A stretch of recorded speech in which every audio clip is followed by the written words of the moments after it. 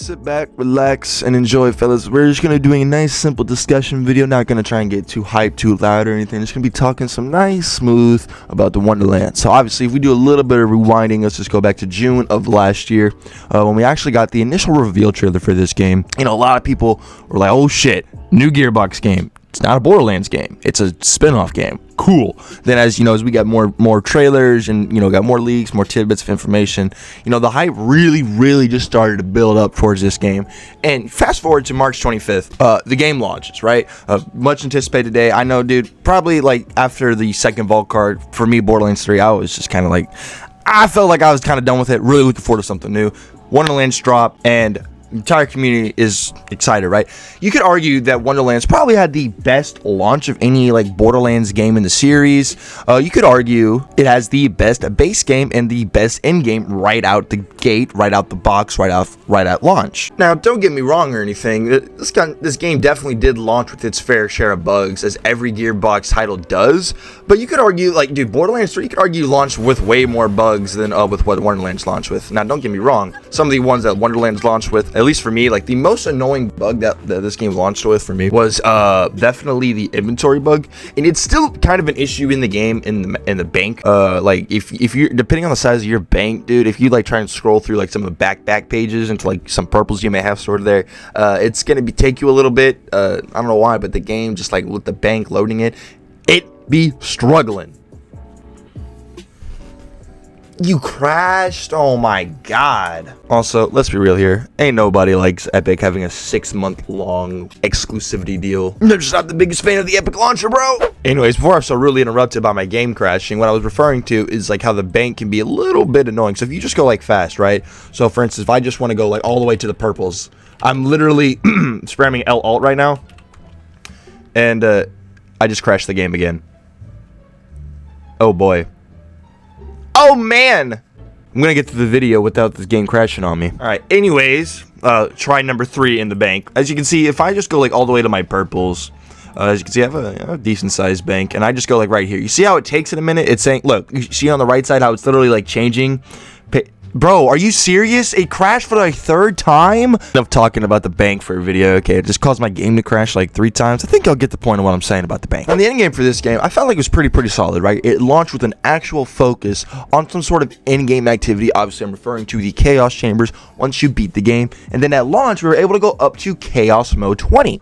And at Chaos Mode 20, we had the 1% chance at getting a volatile, or 1.41% chance at volatile gear dropping. First of all, I think that the chaotic gear is way better of an idea than mayhem levels or OP levels. Did y'all remember in Borderlands 3, bro, trying to climb through mayhem levels, having to refarm a new weapon every single mayhem level? In this game, you don't need to do that because the way it works is that your chaos levels, the only thing you're focused on getting as you level up your chaos levels are basically your volatile, primordial, and your chaotic gear, not your base version gear. Right now, primordial gear is 60% stronger than base gear. Chaotic's about 19.5%, and volatile is about 41.9% stronger than base game. Now, we are not at the max chaos level. I know for a fact that we still have ascended gear to unlock later on in this game's life cycle, and if we get more chaos levels past ascended gear to get even stronger gear, leaves to be determined, and we shall see. Overall, though, I do like the idea of chaos levels way better than mayhem levels. Now, what I will say is, after about maybe a week or so of running chambers, if that's once you're in the end game and you're just trying to get a good build going, bro, and you're just spending all that time in the chaos chambers, it definitely can get a little bit boring because the rooms that we have now, we've seen them all. Okay, there's 19. I believe my boy Termex counted that. he did the other day. He counted 19. This was I think before the DLC 1 drop. Now obviously with DLC there's more rooms, but running only chaos chambers can definitely burn you out, and I feel like this game definitely needs some form of other in-game content.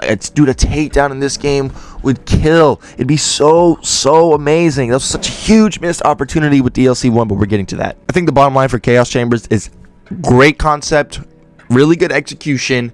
It just cannot be the only thing I can do once I beat the game and have gotten to max chaos level. Now, something else I want to talk about are just the annoying ways that you could die in this game.